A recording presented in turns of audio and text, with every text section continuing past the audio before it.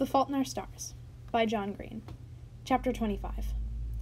I woke up the next morning panicked because I dreamed of being alone and boatless in a huge lake.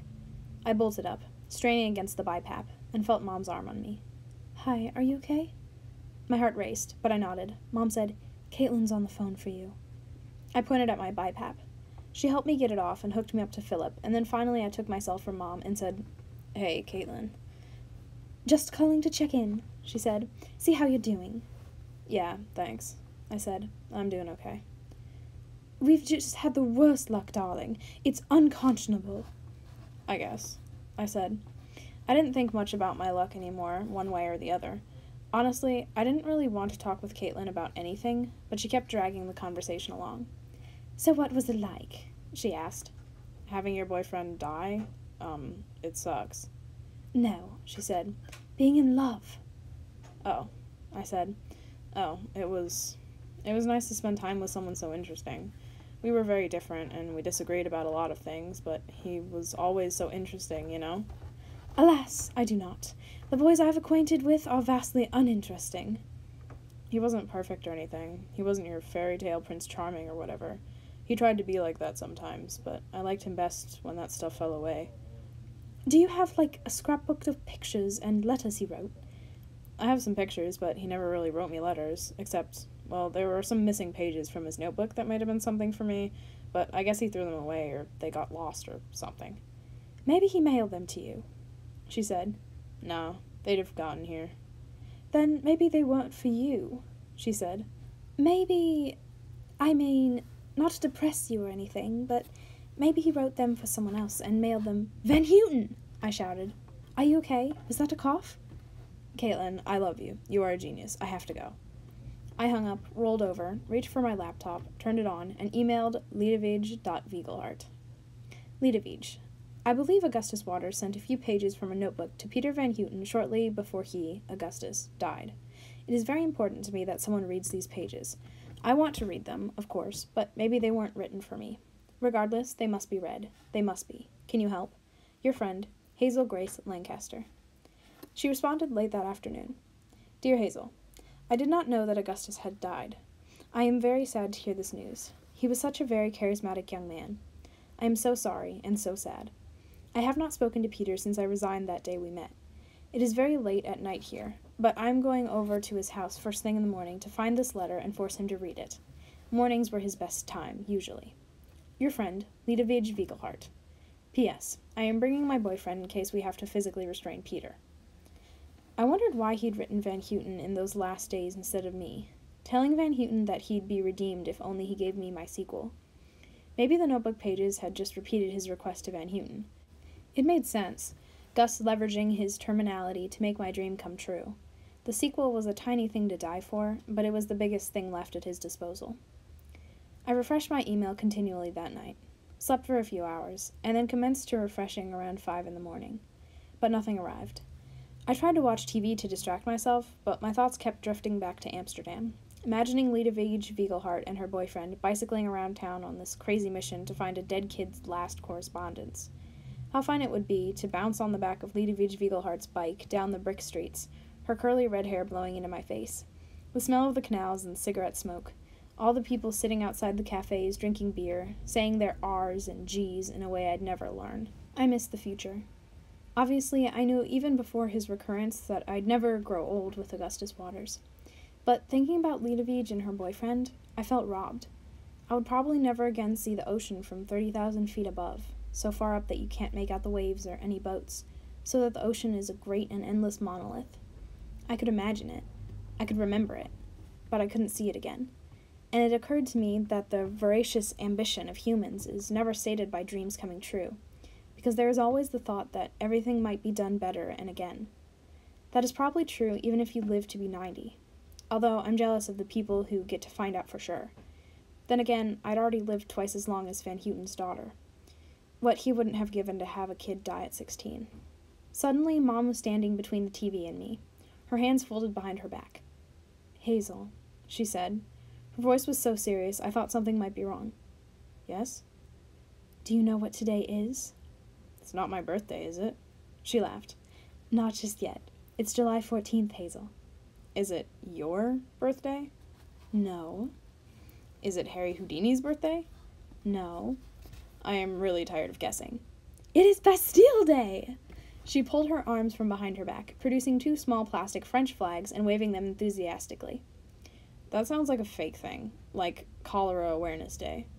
I assure you, Hazel, that there is nothing fake about Bastille Day. Do you know that 223 years ago today, the people of France stormed the Bastille prison to arm themselves to fight for their freedom? Wow, I said. We should celebrate this momentous anniversary. It so happens that I've just now scheduled a picnic with your father in a holiday park. She never stopped trying, my mom. I pushed against the couch and stood up.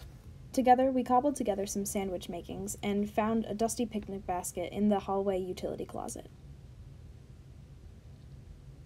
It was kind of a beautiful day, finally real summer in Indianapolis, warm and humid, the kind of weather that reminds you after a long winter that while the world wasn't built for humans, we were built for the world. Dad was waiting for us, wearing a tan suit, standing in a handicapped parking spot typing away on his handheld. He waved as we parked and then hugged me. "What a day," he said. "If we lived in California, they'd all be like this." "Yeah, but then you wouldn't enjoy them," my mom said. She was wrong, but I didn't correct her. We ended up putting our blanket down by the ruins, this weird rectangle of Roman ruins plopped down in the middle of a field in Indianapolis. But they aren't real ruins. They're like a sculptural recreation of ruins built 80 years ago. But the fake ruins have been neglected pretty badly, so they have kind of become actual ruins by accident. Van Houten would like the ruins. Gus too. So we sat in the shadow of the ruins and ate a little lunch. "Do you need sunscreen?" Mom asked. "I'm okay," I said. You could hear the wind in the leaves, and on that wind traveled the screams of the kids on the playground in the distance. The little kids figuring out how to be alive, how to navigate a world that was not built for them by navigating a playground that was. Dad saw me watching the kids and said, "You miss running around like that?" "Sometimes, I guess." But that wasn't what I was thinking. I was just trying to notice everything.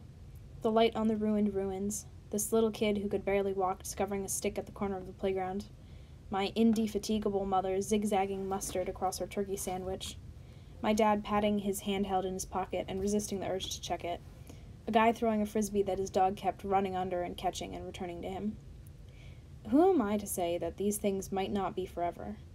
Who is Peter Van Houten to assert as fact the conjecture that our labor is temporary?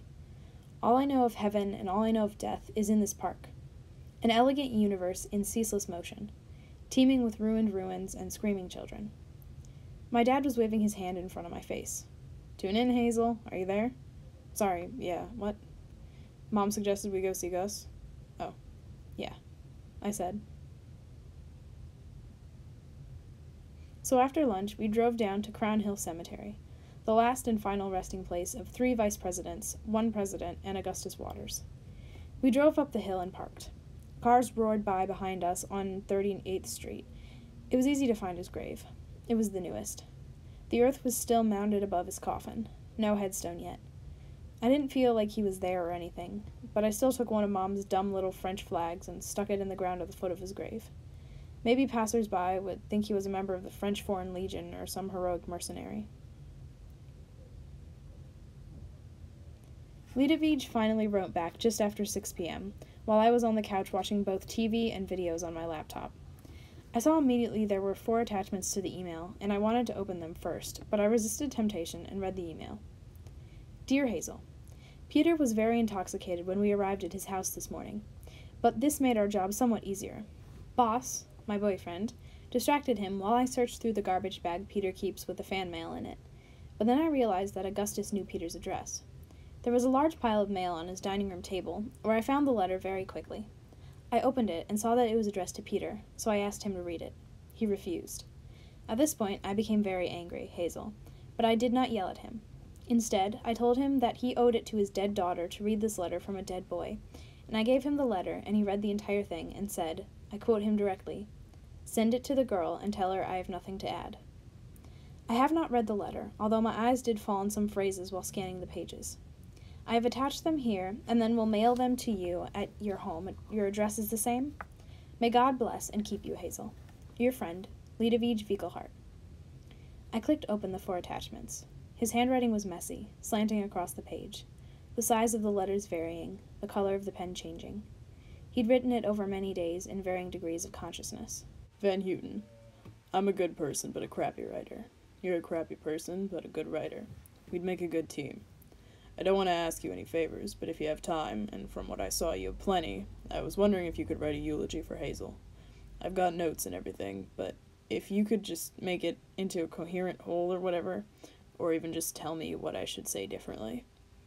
Here's the thing about Hazel. Almost everyone is obsessed with leaving a mark upon the world, bequeathing a legacy, outlasting death. We all want to be remembered. I do too. That's what bothers me most, is being another unremembered casualty in the ancient and inglorious war against disease. I want to leave a mark. But Van Houten, the marks humans leave are too often scars. You build a hideous mini-mall, or start a coup, or try to become a rock star, and you think, they'll remember me now. But A, they don't remember you, and B, all you leave behind are more scars. Your coup becomes a dictatorship, your mini-mall becomes a legion. Okay, maybe I'm not such a crappy writer, but I can't pull my ideas together, Van Houten. My thoughts are stars I can't fathom into constellations. We are like a bunch of dogs, squirting on fire hydrants. We poison the groundwater with our toxic pee, marking everything mine in a ridiculous attempt to survive our deaths. I can't stop peeing on fire hydrants. I know it's silly and useless, epically useless in my current state, but I am an animal like any other. Hazel is different. She walks lightly, old man. She walks lightly upon the earth. Hazel knows the truth. We're as likely to hurt the universe as we are to help it, and we're not likely to do either. People will say it's sad that she leaves a lesser scar, that fewer remember her, that she was loved deeply but not widely. But it's not sad, Van Houten. It's triumphant. It's heroic. Isn't that the real heroism? Like the doctors say, first, do no harm. The real heroes, anyway, aren't the people doing things. The real heroes are the people noticing things, paying attention.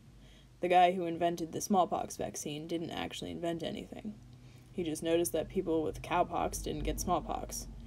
After my PET scan lit up, I snuck into the ICU and saw her while she was unconscious. I just walked in behind a nurse with a badge, and I got to sit next to her for like 10 minutes before I got caught. I really thought she was gonna die before I could tell her that I was gonna die too. It was brutal. The incessant mechanized haranguing of intensive care. She has this dark cancer water dripping out of her chest. Eyes closed. Intubated. But her hand was still her hand. Still warm, and the nails painted this almost black dark blue.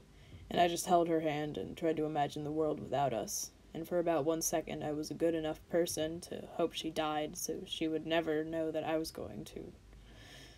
But then I wanted more time so we could fall in love. I got my wish, I suppose. I left my scar. A nurse guy came in and told me I had to leave, that visitors weren't allowed, and I asked if she was doing okay, and the guy said, she's still taking on water. A desert blessing, an ocean curse. What else? She is so beautiful. You don't get tired of looking at her. You never worry if she is smarter than you. You know she is. She is funny without ever being mean. I love her. I am so lucky to love her, Van Houten. You don't get to choose if you get hurt in this world, old man. But you do have some say in who hurts you. I like my choices. I hope she likes hers. I do, Augustus. I do. And that was the final chapter of The Fault in Our Stars. I have to do my talking bit on the final chapter because there's no epilogue. But this is a very good book. I was actually just today talking to one of my book groups that I'm in on Discord, and a decent amount of people in there didn't really like this book, which was unfortunate.